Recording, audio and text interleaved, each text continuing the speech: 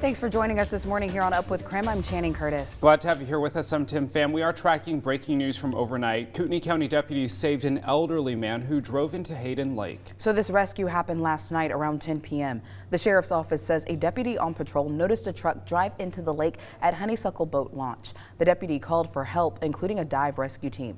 Now, after they arrived, deputies approached the truck and found a man struggling to get out. The Kootenai County Sheriff's Office said they were able to get the door open and pull the man out of the truck before it fully submerged. This is a picture of the deputies who helped save the man.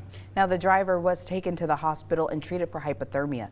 Water temperature of Hayden Lake was 37 degrees at the time of the rescue, while the air temperature was 21 degrees. Now, the sheriff's office is, of course, investigating, and they do report that alcohol wasn't involved, but the man was confused and lost. This, of course, is a developing story. We'll keep you updated here on Up with KREM and on KREM.com.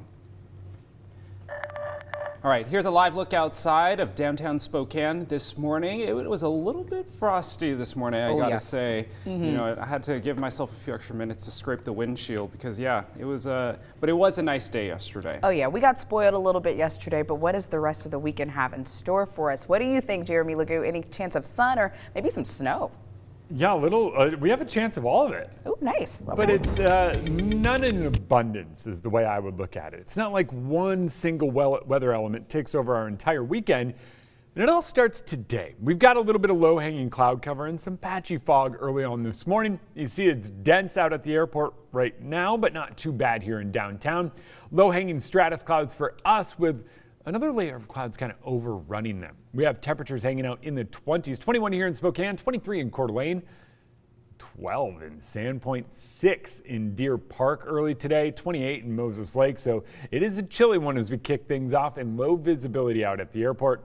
I think we'll see a little bit more fog develop. Notice it is starting up in the mountains and over on the west side as well. But for the most part, the clouds are going to quell some of that fog development. We have another layer of clouds up above our current low-hanging stratus deck and clouds and fog. As that moves out, we have a decent shot at eroding some of this lower atmospheric cloud cover. I don't think it's going to be full-on as sunny as yesterday, but what I do think we get is a couple of peaks of sunshine later today as temperatures climb back into the mid-30s. So nothing dominates the entirety of the day. And as we head into the weekend, we have the chance of rain and snow on Sunday. I'll let you know what Saturday looks like to get us there. There are no real words of comfort you can offer to parents whose children were almost murdered in their high school hallway. There are no words for the kids to explain why this would happen. There are no magic words to help them heal or allow them to sleep soundly at night. I felt helpless that I could not help. Victim impact statements continued before the sentencing of Freeman High School shooter Caleb Sharp. Emotions filled the courtroom yesterday, just as fresh as the day of the shooting more than 4 years ago. By far, there were more students and parents in the courtroom than any other day this week, and they gave some very emotional statements. Several of them told Judge Price they wouldn't be standing there if the shooter's rifle had not jammed on that day. A paraeducator who has worked with the shooter since he was in the first grade says she's never seen a hint of evil in him in all of those years. One parent told the judge there is not enough time on this earth for the shooter to repay for what he did. We also heard from a mom whose son nearly lost on that day. No, Dad. Tell her not to come. Don't know if he acted alone.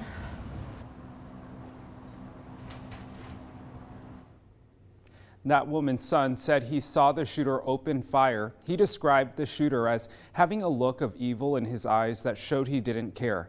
That mother, like so many others, raced to Freeman High School that day, says that the sound of screams still haunts her. Victim impact statements continue on Monday. KREM 2 will be in the courtroom covering every moment. If you would like to hear more victim impact statements or to learn more about next steps in the shooter's trial, you can text the word Freeman to the number 509-448-2000. We do have some breaking news this morning. A bridge collapsed in Pittsburgh. Now, this is a live look at the scene right now. 10 people suffered minor injuries and 3 people were taken to area hospitals. Now, thankfully, none of the injuries were life-threatening. This collapse happened just hours before President Biden was scheduled to visit the area to speak about infrastructure as well as other topics. The man who allegedly groped one woman and one girl in Manitou Park is waking up in jail this morning. KREM 2's Nicole Hernandez is joining us now live from Manitou Park. So Nicole, can you break down exactly what happened leading up to this arrest and even when that arrest happened?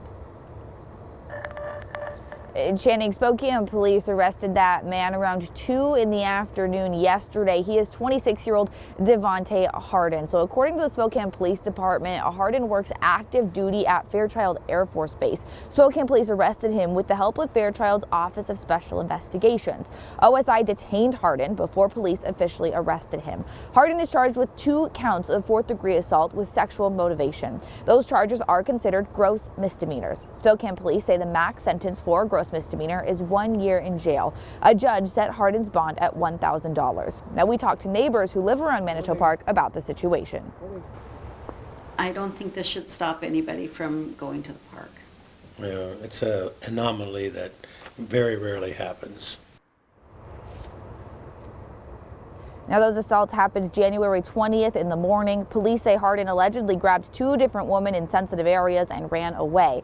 One of the women was an adult and the other one was underage. Now, the Spokane Police Department does say they do not think anyone else was involved in these specific assaults. In Spokane, Nicole Hernandez, KREM 2 News.